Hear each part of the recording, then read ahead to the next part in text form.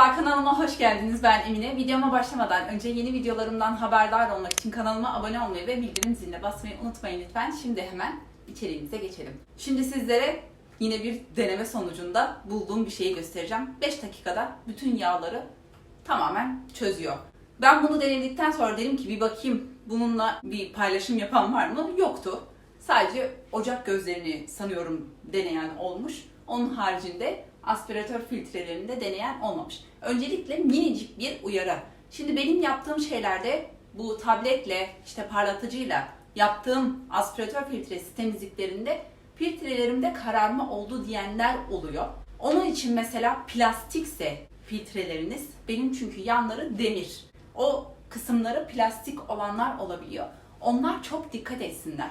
Her üründe kararma yapabilir. Çünkü sıcak suyu döktüğünüz zaman o plastiklerin o içindeki maddeler, işte o kimyasallar kararmasına sebep olur.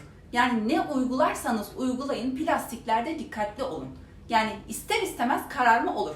Mesela sıcak suyu döktüğünüz zaman baktınız ki kararma oluyor, direkt filtreyi çıkartın oradan.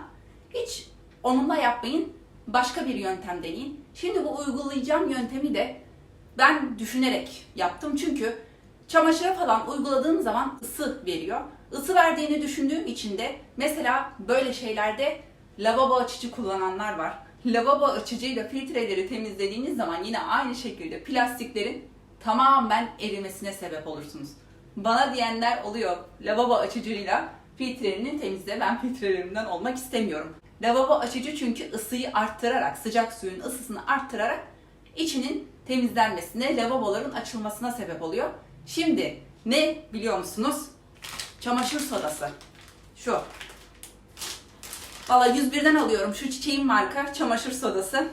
Çamaşırlarıma da kullanıyorum. Beyazlarıma da, tüllerime de, işte sararmış lekelerde falan her şeyde tamamen etkili oluyor. Çamaşır sodasını zaten her kullandığım yerlerde gösterdim size. Ama şimdi bugün filtrelerde yapacağım. Bir tanesini de denedim. Zaten bir tanesi deneme aşamasında temiz. Diğeri kirli. Hiçbir şey yapmadım onda çünkü bunu da deneye bakın bu denedim. Normalde yaptığım her üründe ne yaparsam yapayım parlatıcı, işte tablet şu içindeki yağları almıyordu. Şimdi biraz yine kirlenmiş bu. Şimdi bunun içindeki yağları falan nasıl söküyor hemen onu göstereyim size. Hadi uygulamaya geçelim. Şöyle filtrelerimi çıkarıyorum. Bakın bu temizlediğim filtre ama şu an yine kirli. Bu kirli olan filtre. Bakın içi dışı yağ içinde. Ne yaptıysam içindeki yağları tamamen hiçbir zaman sökememiştim. Ama bunun içinde gördüğünüz gibi, yani şöyle göstereyim. Şunun içiyle şunun içindeki farka bakın, şuradan ışık geliyor. Şöyle göstereyim. Şimdi bunlara işlemleri yapacağız. Daha iyi işlem yapabilmek için şöyle fırın tepsisine koyarsanız daha güzel oluyor. İlk önce şunu yapacağım şimdi, bu sararmış olanı. Daha sonra zaten bunda çok az var. Buna çok az uygulama yapacağım. Tek tek yaparsanız daha iyi sonuç alırsınız. Çünkü kaynama etkisi var bu çamaşır sodasının. Daha iyi etki ediyor. Şöyle bakın. Islatmayın. Islattığınız zaman çamaşır sodası taşlaşma yapıyor. Şöyle. Filtreleri dikkat edin. Plastik olanlar. Benim metal şuraları. Kararma olursa sıcak suyu döktüğünüz anda direkt durulayın. Hiç bekletmeyin.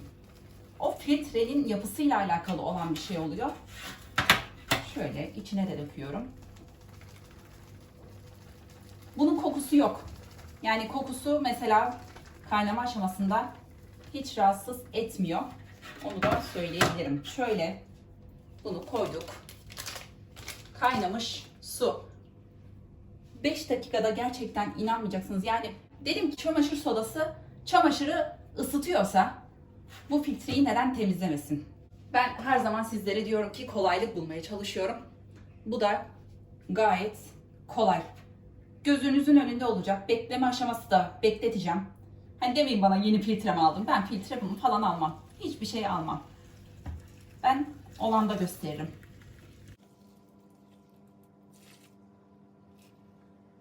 Üstünü kaplayacak kadar sıcak su.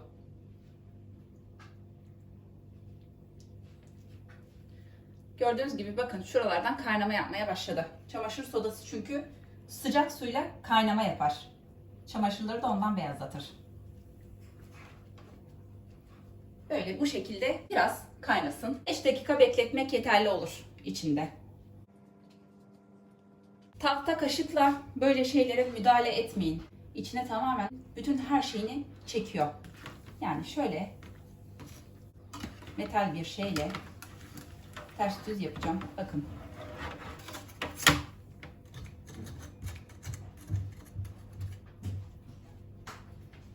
Çamaşır deterjanıyla yapmışlar ama içindeki yağlar çıkmış mı gerçekten hiç bilmiyorum. Şunun haline bakın. Daha 1 dakika bile olmadı.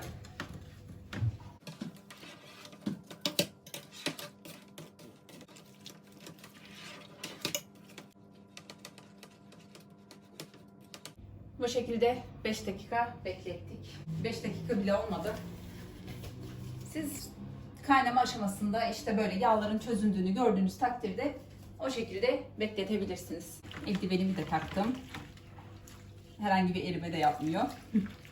Eldivenimi de şöyle hafif hafif üstten yapayım. Süngerimi de aldım.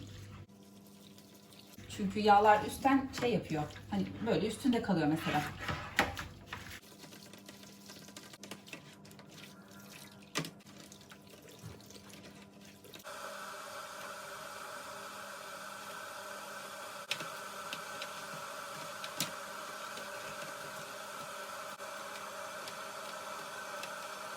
Suyun halini görüyorsunuz. Bakın bütün yağları hiç olmadım. Yani oralarda konuşmadım ama süngerin sarı kısmıyla şöyle hafif hafif yaptım. Sadece eldivenimle işte şu şekilde yapa yapa üstünden aldırdım. Şimdi durulayalım bir güzelce. Ama şöyle bakarsanız içini falan yine söktü. Videoya başlamadan önce hazırlık aşamasında sanıyorum suyun biraz soğumuş. Kaynak bir su olması gerekiyor.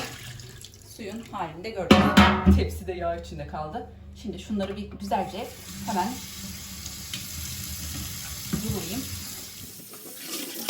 Şimdi bunu durulamadan önce size göstereceğim. Ama şu filtreyi de hemen şu şekilde. Şunda çok az var.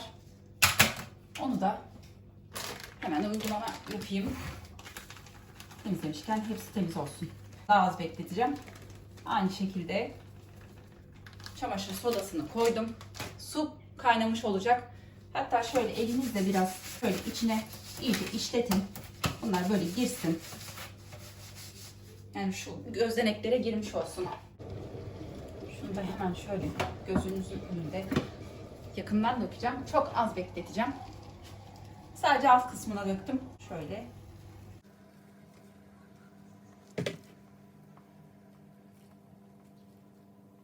Kaynama aşamasında mesela bakın sarı sarı çıkartıyor. Bu burada ben ötekini durulayana kadar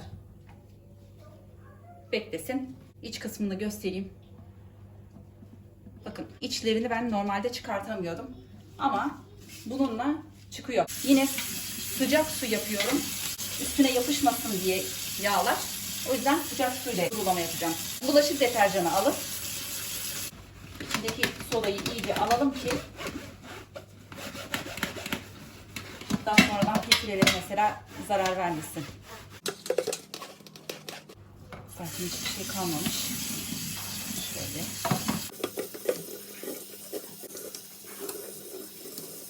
Burada süzülsün. Şunu da bakın. Şöyle yakından göstereyim. İçindeki yağları nasıl söküyor hemen. Şunu da bir kere şöyle ters düz yapalım.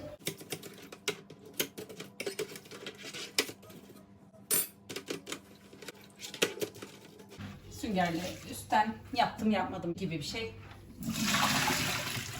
Bunu da durulayalım. Bunu gördüğünüz gibi o tekini durulama aşamasında sadece beklettim.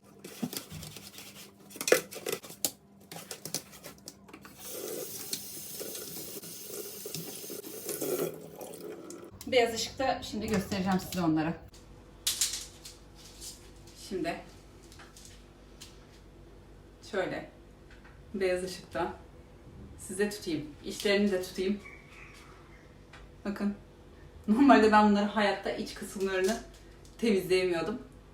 Çamaşır sodasıyla hepsi temizlendi. Şu beyaz beyaz olmak şeyleri var ya, bunun neden oldu? Ben başka bir şey denedim. Böyle oldu. Şuralara hafif hafif beyazlamasına sebep oldu. Çamaşır sodası yapmadı onu. Aklınızda bulunsun. Dediğim gibi dikkat edin. Plastik olanlar dikkatli şekilde yapsın. Baktınız ki filtrelerinizde kararma oluyor. Hemen suyun içinden alın onu.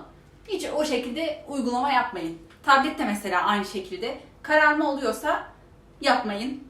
Valla nasıl uyarayım daha sizi hiç bilmiyorum. Şimdi küçücük bir yerde denemeniz gerekiyor. Ya da bir filtreyi deneyin.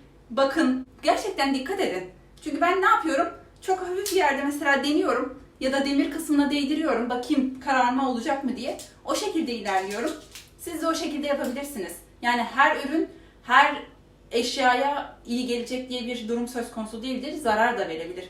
O yüzden her şeyde dikkat edin. Ne uygularsanız uygulayın. Sonucumuz bu şekilde. İlk defa içime sinen bir şey oldu. Çok iyi. Vallahi çamaşır sodası gayet iyi bir şekilde temizledi. Gerçekten görmedim. Yani temizleyen varsa bu şekilde bilmiyorum ama filtre temizleyeni çamaşır sodasıyla görmedim. Çamaşır deterjanıyla da gördüm. Şöyle içini dışını tertemiz yapan bir çamaşır sodasıyla filtre temizliğimiz oldu. Yağdan eser kalmadı. Tertemiz. Bir de şey yapmıyorsunuz yani, olma falan yok. O yağlar üstüne yapışıyor diye bir süngerle, eldivenle hafif hafif yaptırdım. Çünkü ne oluyor? Su soğudukça yağlar tekrar içine işlemesin ki hani orada kalmasın. Çünkü şu kısımlar ağ örgüsü gibi. Ne yapar? İçinde gene takılır. Durulama aşamasında da çıkmaz. O yüzden öyle bir şey yaptım. Hiç uğraşmadan 5 dakika bekletmeyle filtreleriniz tertemiz. Umarım gerçekten işinize fazlasıyla yarar. Bugünlük benden bu kadar. Yeni gelenler kanalıma abone olmayı unutmazsanız beni çok mutlu edersiniz. Instagram'dan beni takip etmeyi unutmayın. Bir dahaki videolarımda görüşmek üzere. Kendinize çok iyi bakın. Hoşça kalın.